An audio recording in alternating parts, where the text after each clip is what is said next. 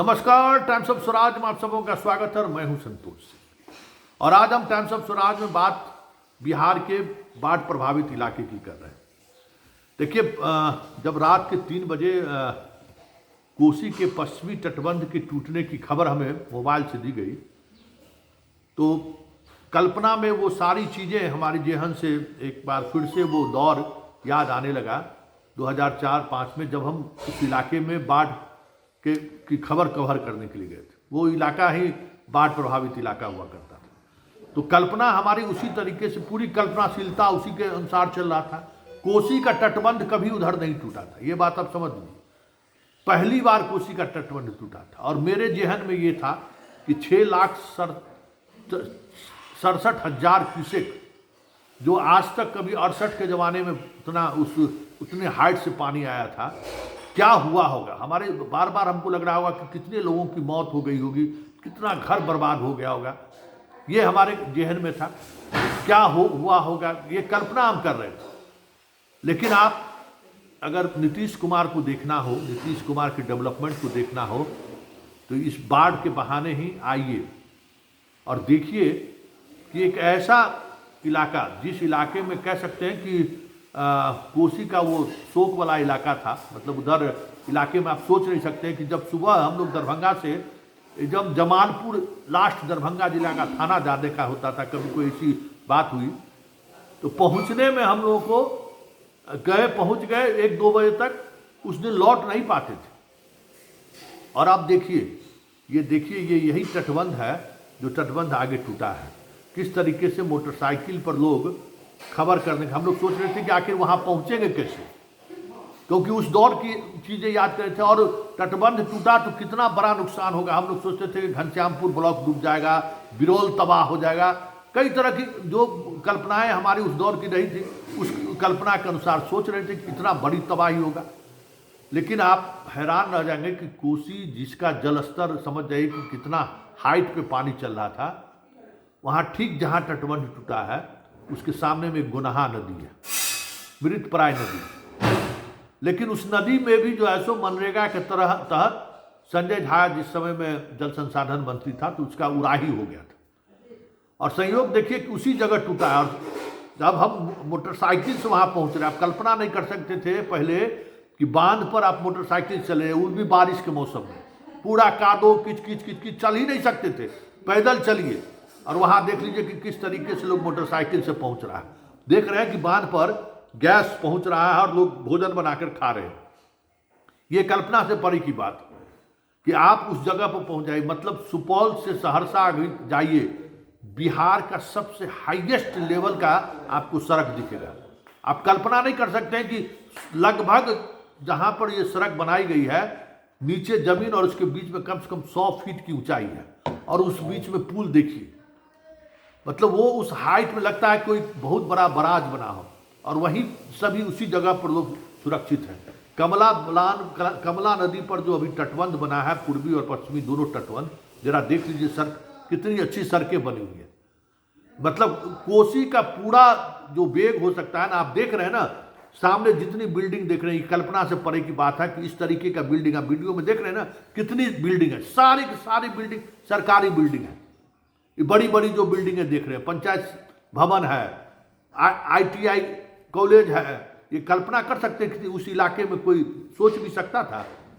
उस इलाके में जो है सो कालाजार फैलता था, हर साल सैकड़ों लोग मर जाता। तो वही इलाका है जिस इलाके की बात कभी होती थी, कभी आप लोग सुनते होइएगा कि दरभंगा जिला में जो है सो कालाजार के कारण बहुत सारे लोग मरते हैं।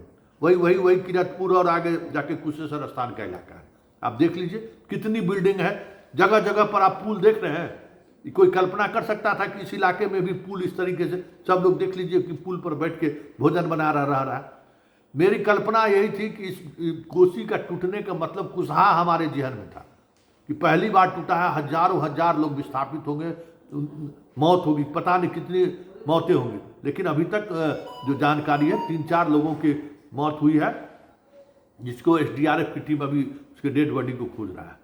आप ये नीतीश और संजय झा का आधुनिक बिहार है। आप आके आलोचना करनी हो कि जितनी भी आलोचना आप कर सकते हैं, लेकिन जरा देखिए हम वीडियो के सहारे सब कुछ दिखा रहे हैं। उस इलाके में आप कहें ना 20 साल पहले आप दरभंगा से अगर आप गए, सुबह में एगो बस चलता था और एगो शाम में लौटता था। मानस बिहारी वर्मा जी को राष्ट्रपति जो हैं अब्दुल कलाम साहब एगो एम्बुलेंस दिए थे, सुबह में वहाँ से पेशेंट को लेकर आता था, डीएमसीएच में इलाज कराता था, रात में लौट कर जाता था। आप कल्पना से नहीं सोच सकते थे कि आप एक दिन में जाकर लौट आइएगा। वो इलाका है और उस इलाके में देख लीजिए, और तटबंध पर जो जितना रोड चल रहे हैं ना, मोटरसाइकिल का स्पीड देख रहे हैं, क्या शानदार स्पीड है। और पानी, हमको तो लगता था कि उस हाइट पर पानी जाएगा तो कितना नुकसान पहुंचाएगा, लेकिन जितना जिस इलाके में जितनी भी छोटी नदियां थी, गुनहा नदी है जिससे पानी बह रहा है, अब उसको मनरेगा के तहत उसकी खुदाई हो गई। तटबंध टूटा तो सारा पानी उसी नदी के, उसमें कोई तटबंध नहीं है लेकिन नदी बनी हुई है, तो उसी से पानी लेके पास के जो आधा अर्ध निर्मित जो देख रहे हैं ना पुल जिस पर लोग है, वो अभी पुल बन रहा है। 800 करोड़ का कोसी पर 2-2 तटबंध इसी जगह पे, और साथ में जितनी छोटी नदियां हैं एक दूसरे नदी को जो सो उराही, हम लोग मिथिलांचल में लोग कहता है उराही करना, उराही का काम चल रहा था।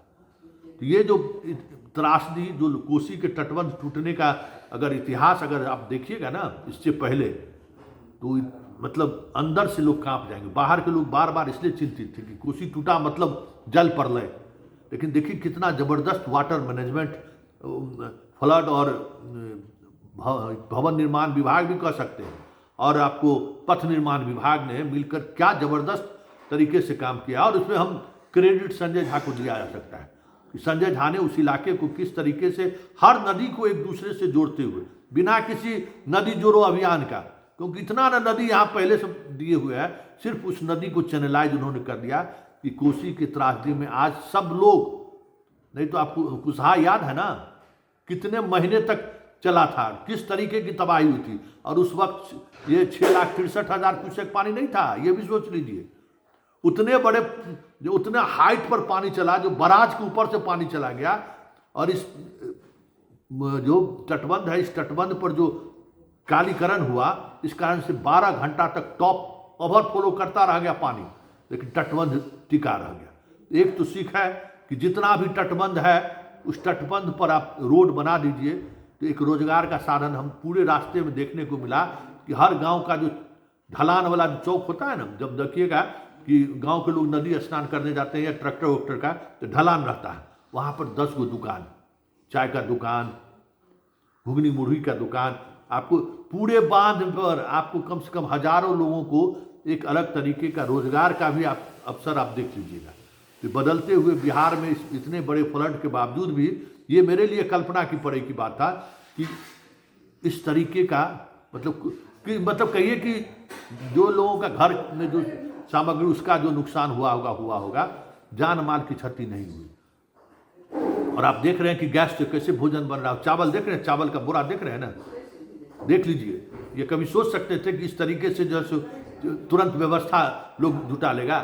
सड़क कम्युनिकेशन बना हुआ है, जहाँ टूटा है सिर्फ वहीं पर कम्युनिकेशन लगभग आधे किलोमीटर तक नहीं है, तो उस तरफ भी कम्युनिकेशन बना हुआ है और इस तरफ भी कम्युनिकेशन बना हुआ है। वजह सारे बांध पर कालीकरण रोड बना दिया गया, नहीं तो इस बारिश में आप उस बांध पर चल सकते थे, पैदल चलना मुश्किल होता था। और उस पर देख लीजिए किस तरीके से मोटरसाइकिल से सुपौल से 45 मिनट में आप कटांग वाला जगह पर पहुंच जाइएगा, जो पहले अगर आप सोचते सहरसा पहुंचे, यहाँ से सुपौल से पुल पार करिए सहरसा पहुंचे, गोनवारा जो एकदम डेंस नक्सली इलाका था, लालदेव वर्सेस वहाँ पासवान का जो है सो पूरा खूनी संघर्ष चलता था, वही गोनवारा, उसी गोनवारा होकर कटाव के स्थल पर आप पहुंच जाइएगा। ये आप 4 व्हीलर से भी आप पहुंच सकते हैं। तो ये चीज़ें दिखा और उसका असर भी फ्लड मैनेजमेंट में भी दिखा। और भले कोसी का तटबंध टूटा है, लेकिन वो त्रासदी जो एक हमारे जेहन में था कि उस तटबंध टूटने का, क्योंकि कुशहा त्रासदी को भी देखे थे, और 2004-05 में जो टूटा था, सारी सड़कें टूट गई थी, रेलवे लाइन, वो भी दौर मुझे मेरे जेहन में था। इतना बड़ा इस हाइट पर पानी आया है, परले आ जाएगा। लेकिन ये एक बदलता हुआ बिहार का ये तस्वीर आप देख रहे हैं कि किस तरीके से व्यक्तिगत अपने साधन से भी आप सरकार क्या किया, सड़क बना दिया, उसका कैसे इस्तेमाल किया जा सकता है, ये पूरी व्यवस्था आप देख रहे हैं।